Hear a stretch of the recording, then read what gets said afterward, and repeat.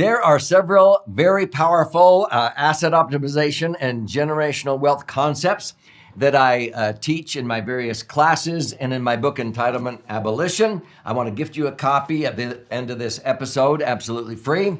But one of the concepts I'm going to address in this episode is the first false belief pattern out of three. And that is that equal distribution is the fairest way to treat those that you care about. You're going to be shocked with what I share with you. So I'm Doug Andrew. I've been a financial strategist and a retirement planning specialist now for 5 decades, helping thousands of Americans optimize their assets, minimize tax, empower their authentic wealth, prepare for retirement. But a lot of people that have come to me are very, very successful, and they are distraught, they're forlorn in their later years because they went out and worked really, really hard, and they amassed a nice fortune, and they thought they were doing their children and now their grandchildren a favor by leaving behind, money or giving money away. And then all of a sudden they were shocked when their kids and grandkids said, can I have, Grandpa, Dad, will you pay for? When do I get my share? And this is called entitlement. And then they would come to me and say, I think I've been doing things wrong, Doug. I got to undo this entitlement mindset. So it motivated me to write the book Entitlement Abolition. And this is the first false belief pattern that I find when people come to me. And that's that equal distribution is the fairest way to treat those that you care about. And this is a surprise to a lot of people. So when I state this in my educational seminars, people go, well, Doug, what are you talking about here? I thought that equal distribution is fair. Well, this is where I usually ask my audiences. So how many of you people here have a trust? Now in California, about 70% of people have a trust. In my home state of Utah, only about 30% of people have a trust, but regardless, I'll say how many have a will or whatever, okay? And then I say, I guarantee that your children will never read that document, except one page that says how much they get. And I also assure you that the vast majority of trusts out there are equal distribution trusts. In other words, you went in to meet with the attorney, and after about 15 minutes of small talk, where you nodded up and down, acknowledging you understood some legal jargon that maybe you didn't, the attorney then would find out your net worth, and then what's the first question they would ask? How many kids have you got? Because what are they going to start doing? They're going to start dividing it up, and that's the number one rule if you want to destroy, divide and conquer. No, united we stand, divided we fall. And so they set up a trust with equal distribution rules of governance, meaning that when you die, you and your spouse pass away, all of a sudden, chunk, chunk, chunk, chunk, chunk, they divide it up, and it gets dumped in your kids' laps, and it ruins about half of the kids in this country. And they go, when do I get my share? Well, this is called equal distribution, and many times that method is actually killing the goose laying the golden eggs. In other words, we have to be fair, so we're going to have to sell the assets, we're going to have to sell the real estate holdings, we're going to have to sell the business in order to divide it up equally. Otherwise, how do you divide up the business or whatever? Because they think they have to divide it up in order to be fair.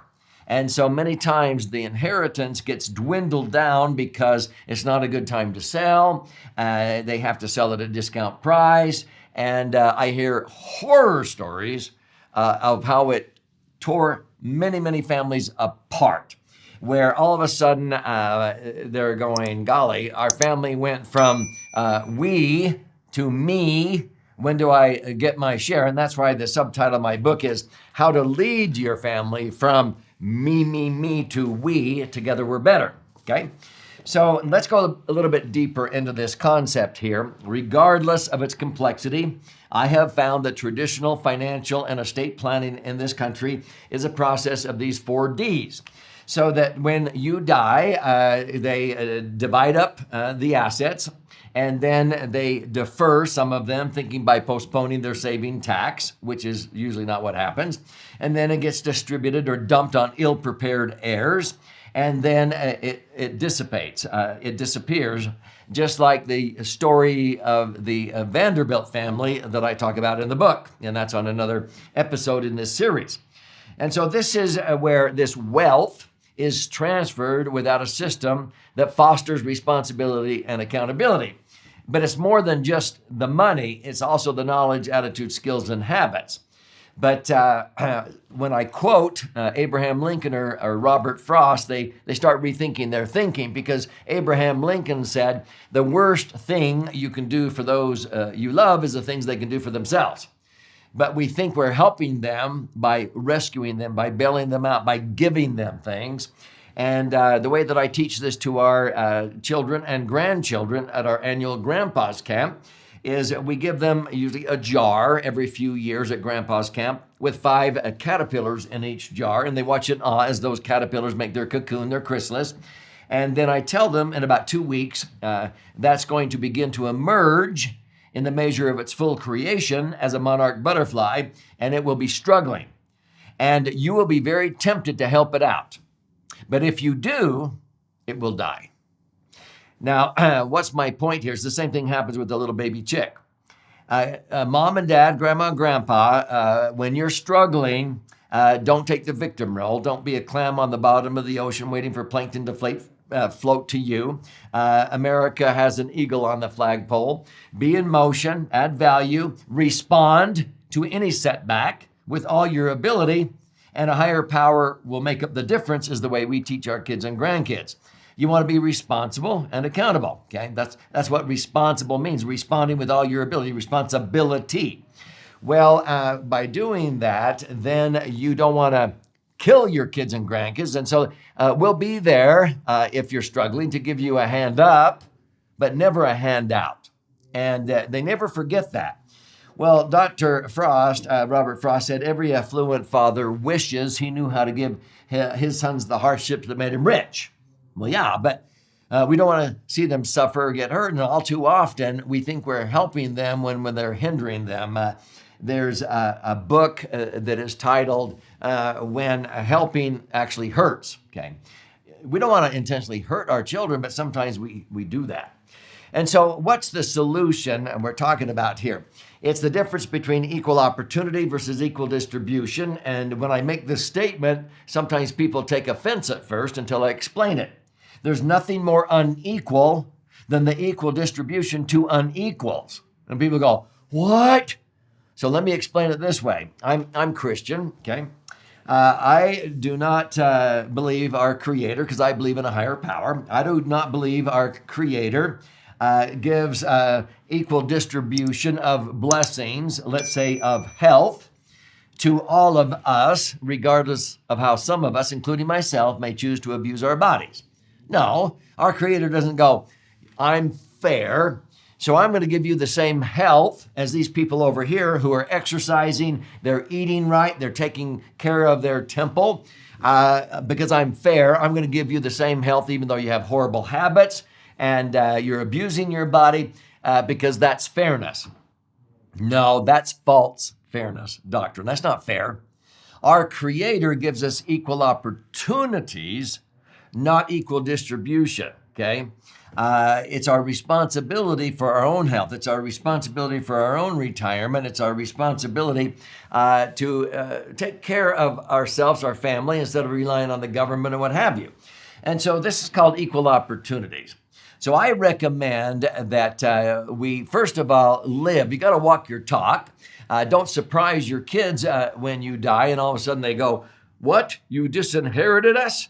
No, they're not going to expect a lump sum of money because you have not been doing that any time before. You're living, you're identifying your core values in your family, what you stand for, and you establish a vision and principle. So how do you do that?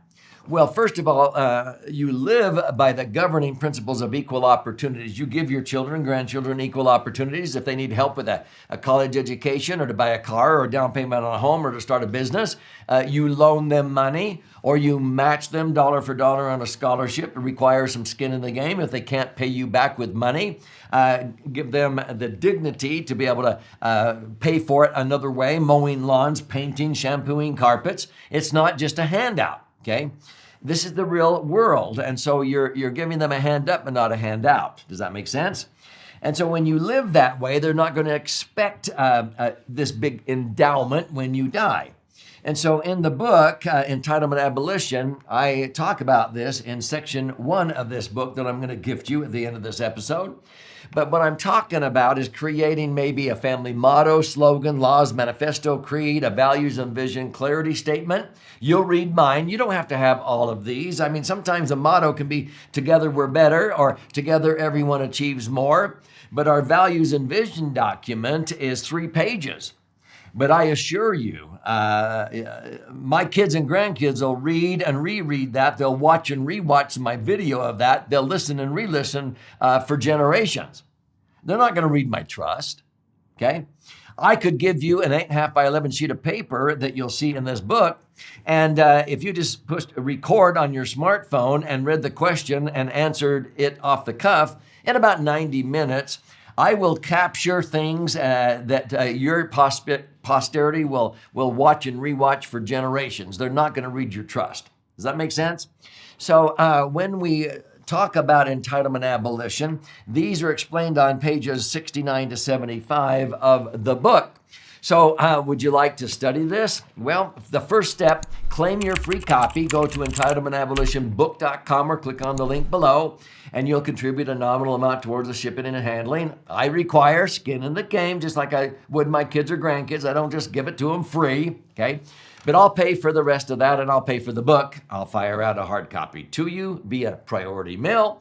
But when you're in there claiming your free copy, there's options there if you like to listen and learn or watch and learn.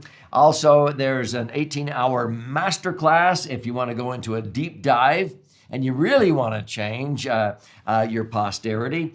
But this is not about me. This is about you, your family, those that you care about, and your brighter future. So claim your free copy now and begin to abolish that entitlement mindset, teach responsibility and accountability, and give your family equal opportunities, not equal distribution.